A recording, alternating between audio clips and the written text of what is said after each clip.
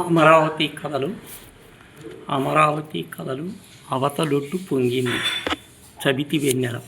రాత్రి 7:30-8 గంటల వేళ ఆడవాళ్ళు వీధ రుగుల మీద కబుర్లు చెప్పుకుంటూలే. కొందరు ఇళ్లలో రాత్రి వేపడాలు మునిగి ఉంటే పూజారి వీధి పిల్లలంతా కృష్ణ ఒడ్డున చుట్టూ మీది కబుర్లు ఆడుకుంటూ వాదులాడుకుంటూ తిరుగుతున్నారు.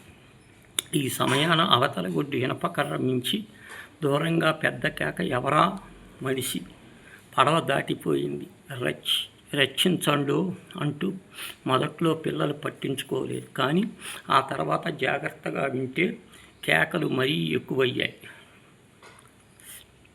పిల్లలు సరదా కొద్దీ విని విని హోయ్ నీకేం భయం లేదు, మేము హోయ్ అని అరిచారు చట్టు మించి. దాంతో అవతల ఒడ్డు మనిషి, బాబోయ్ చచ్చి మీ కడుపున పుడతాను బాబోయ్, పిల్లలు గలోణ్ణి బాబోయ్ చచ్చిపోతాను బాబోయ్ అని ఏడుపులు. ఎడబాటుకురా ఎడబా, నీకేం భయం లేదురా కుంక. పిల్లలు సరదాగా కొద్ది తిట్లు, చచ్చి మీ కడుపున పుడతాను బాబు, మీరే దిక్కు తండ్రో. ఇసక పర్రమించి కోకాలు. అందుకో ఒక కుర్రవాడు కోసురాయి మీదకెక్కి పెద్దగా, నీకేం కావాలా అని అన్నాడు. పడవ తీసుకురండి బాబోయ్, చచ్చిపోతాను బాబోయ్ అని అవతలొడ్డు నుంచి ఏడుపు. పిల్లలంతా కూడబలుక్కున్నారు. పడవ సరంగు రేవులో పడవ లేసి వెళ్ళిపోయారు.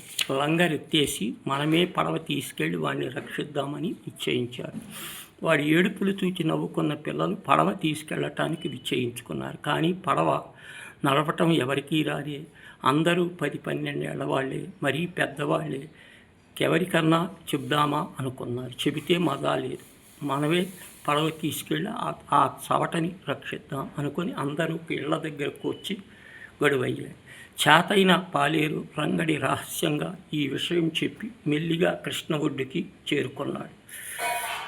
ఈ వార్త పెద్దలకు తెలియకుండా జాగ్రత్త పడ్డారు, కానీ పిల్లలకు తెలియకపోతున్నారు. వీధి పిల్లలంతా కాస్త కునుకులో ఉన్నవాళ్ళు సహా అంతా కృష్ణ ఒడ్డుకు చేరారు. రక్షించండి దేవుడు, అవతల ఒడ్డు నుంచి కేక.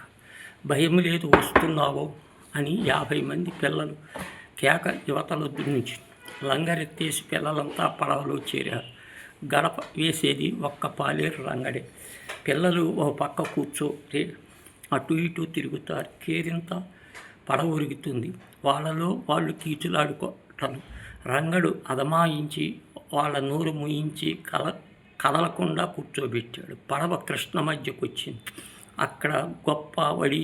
పిల్లలు పెద్దవాడు కేడి, నేను గడిపేస్తాను అన్నాడు. వద్దు దేవుడా అన్నా వెనక, నువ్వు తెడ్లు వెయ్యి దొర అని బతిమిలాడి కూర్చోబెట్టాడు రంగడు. పడవ మెల్లిగా అవతలొడ్డుకు చేరుకుంది. పిల్లలంతా పెద్దగా పాటలు పద్యాలు ఆలకించుతున్నారు. చప్పట్లతో తాళాలు కృష్ణంతా మోగిపోతాయి. ఆ సమయానికి కిట్టిగాడు తెడ్డు వదిలేసి రంగడికి దగ్గరకు వచ్చి, ఒరే నేనొక్కసారి గడిపేస్తానురా అని బతిమిలాడాడు. అవతల ఒడ్డుకు వచ్చాం కదా అని గత చేతికిచ్చాడు రంగడు. కిట్టి గడ్డలో 4వ వంతు లేడు. ఎక్కడా లేని ఉత్సాహంతో గడ అందుకొని నుయ్యిని నీళ్లలో వేశాడు. పడవ ముందుకు సాగటంతో గడ చెయ్యి జారింది. కిట్టి నీళ్లలో పడబోతుంటే రంగడు టక్కన పట్టుకున్నాడు. గడ కిష్టలో కొట్టుకుపోయింది. పడవ ఒడ్డుకు చేరింది. పిల్లలంతా హా ఓ అంటూ ఇసుకలోకి వచ్చారు. మీరు రాకపోతే ఈ రాత్రి వేళ ఈ ఇసుక గుండె పగిలి చచ్చేవాడిని బాబోయ్ అని కళ్ళ నీళ్లతో పరుగున పడవలోకి వచ్చాడు ఇసుక కర్ర మనిషి. రంగడి గొప్ప దిగులైంది. గడ కృష్ణలో కొట్టుకుపోయింది. పడవ నడవదని చెప్పాడు. పిల్లల గుండెల్లో గువ్విళ్ళు మన్నాయి. బిక్కమొహాలు వేశారు. అప్పటిదాకా ఉన్న ఉత్సాహం దుఃఖంగా మారిపోయింది. ఒకడెవరో బాబురుమన్నాడు. దాంతో 50 మంది పిల్లలు బాబురుమన్నారు. అమ్మ రక్షించండి, అయ్యా నాకు భయమేస్తుంది, పిన్ని నా కేక వేస్తుంది, అబ్బా నాకు దయ్యాల భయమే ఓ అని అవతలొడ్డు నుంచి 50 మంది పిల్లలు ఏడుపులు. వాళ్ళతో కలిసి చచ్చి మీ కడుపున పుడతావు అని పరదేశీ ఏడుపు. వీధిలో పిల్లలెవరూ లేకపోవటం కృష్ణ అవతలి ఒడ్డు నుంచి గుండెలు చీల్చుకుపోయి పిల్లలు ఏడుపులు వినిపించటంతో తల్లిదండ్రులు బెంబేలైపోయిన యువతల ఒడ్డున చేరారు. అవతలి ఒడ్డు నుంచి పిల్లలు ఆపకుండా ఏడుపులు, యువతలి ఒడ్డు నుంచి తల్లులు మా తండ్రే, మా చిట్టే, మా బుల్లే, మా కన్నే, నేను చచ్చిపోను, అంతకంటే పెద్దగా ఏడుపులు. ఎవరికి ఏం చేయటానికి తోచింది కాదు. పడవేమో అవతలుంది. పున్నయ్య పదయ్య ఆడవాళ్ళకి ధైర్యం చెప్పి పుట్ట గోచీలు బిగించి 2 తెప్ప కొయ్యలు వేసుకొని సై సైమని వీడుకుంటూ అవతల ఒడ్డుకు చేరుకున్నారు. వాళ్ళు కావలించుకొని పిల్లలు మళ్ళీ ఏడుపులు. ఆకలిస్తోంది అని గోల. పడవలో ఎక్కించుకొని వీళ్ళని తీసుకొద్దామంటే గడలేదు. సదయ్య ధైర్యం కోసం అక్కడే ఉండి పున్నయ్యని వెనక్కి పంపించాడు.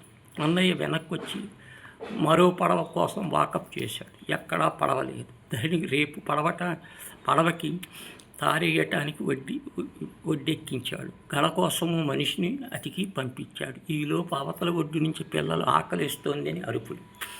ఇంతలో పిల్లల వీధి నుంచి మరో 4 తెప్ప కొయ్యలు తెప్పించుకొని 4 మనుషులు అన్నం మూటలు, పెరుగు మూటలు కట్టుకొని 2 లాంతర్లతో ఒడ్డుకు చేరారు.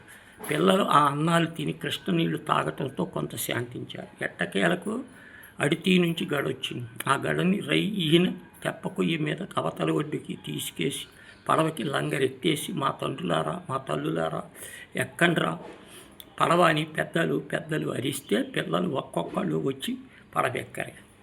వాళ్ళు చవితి వెన్నెట్లు తద్దిబో చేసి ఇసుక తిన్నెలో గీతలు గీసుకొని చర్ర పట్టి కుందులు ఆడుకుంటూ పడవ గురించి, గడ గురించి, అయ్యా గురించి ఎప్పుడో మర్చిపోయారు.